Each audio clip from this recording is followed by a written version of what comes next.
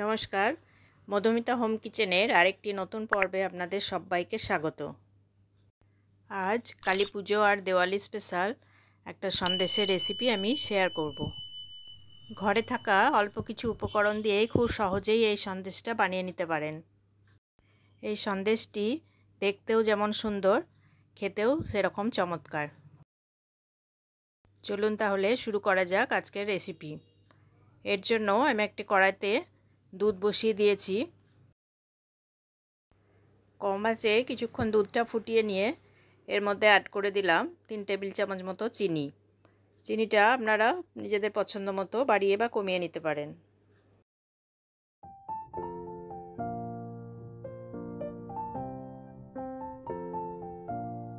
কম আঁচে বেশ কিছুক্ষণ ফুটিয়ে দুধটাকে ঘন করে নেব।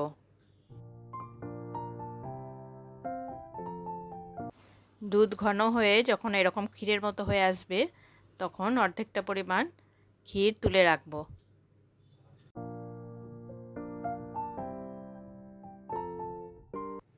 বাকি ক্ষীর কম আঁচে আরও কিছুক্ষণ ফুটিয়ে ঠান্ডা করার জন্য রেখে দেব।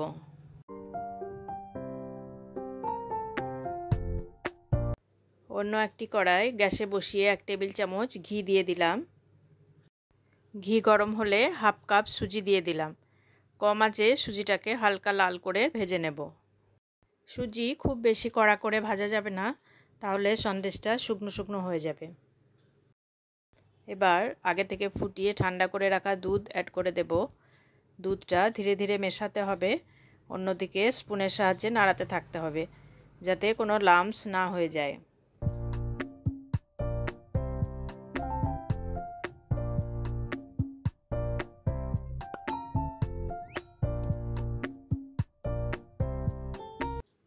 সুজি আর দুধ ভালোভাবে মিক্স হয়ে গেলে এবার অ্যাড করে দেব চিনি।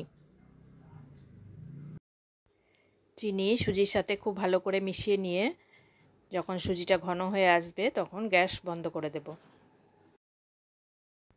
এবার কোকো পাউডার অ্যাড করে খুব ভালোভাবে সুজির সাথে মিক্স করে নেব। সুজি কিছুটা ঠান্ডা করার জন্য রেখে দেব।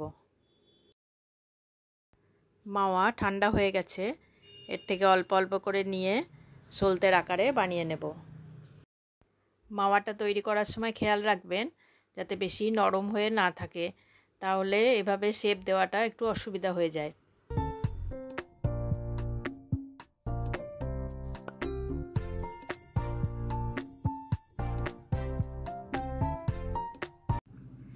এভাবে সবগুলো সলতের আকারে বানিয়ে রেডি করে নিয়েছি। এদিকে সুজিটাও কিছুটা ঠান্ডা হয়ে এসেছে। এই ডো থেকে অল্প অল্প করে নিয়ে হাতে তালুর সাহায্যে এভাবে প্রদীপের আকার গড়ে নেব।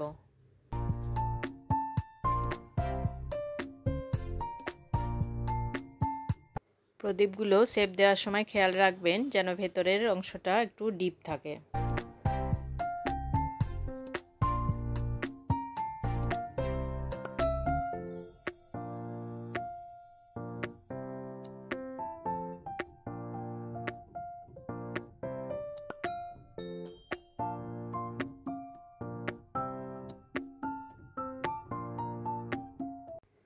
আমি যেভাবে বানালাম এইভাবে প্রদীপের আকার বানিয়ে নেবেন।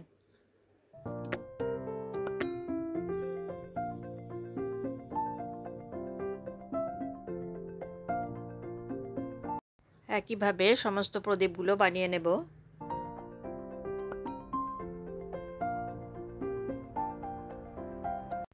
প্রদীপগুলো একটা প্লেটের মধ্যে সাজিয়ে নিয়েছি।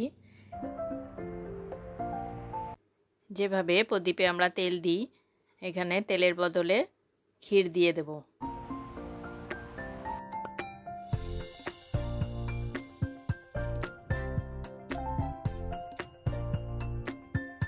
এবার সলতেগুলোকে সাজিয়ে নেব।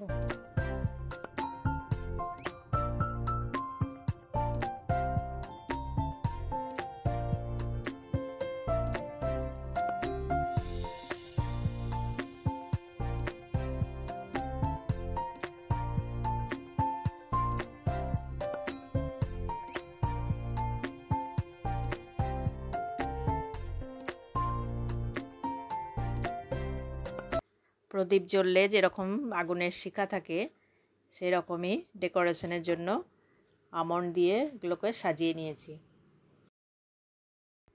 সবগুলো দেওয়া হয়ে গেলে এবার ফ্রিজে রেখে কিছুক্ষণ ঠান্ডা করে নেব। ঠান্ডা হলে এটা খেতে আরও বেশি ভালো লাগবে। আজকের এই রেসিপি যদি আপনাদের ভালো লাগে অবশ্যই লাইক, কমেন্ট এবং বন্ধুদের সাথে শেয়ার করবেন। আমার চ্যানেলে যদি প্রথমবার ভিজিট করেন তাহলে চ্যানেলটিকে সাবস্ক্রাইব করে পাশে দেওয়া বেল আইকন প্রেস করে দেবেন। তাহলে নতুন রেসিপি আপলোড দিলেই সবার আগে আপনার কাছে নোটিফিকেশান পৌঁছে যাবে। নতুন আর একটা রেসিপি নিয়ে ফিরে আসব। সকলে ভালো থাকবেন, সুস্থ থাকবেন।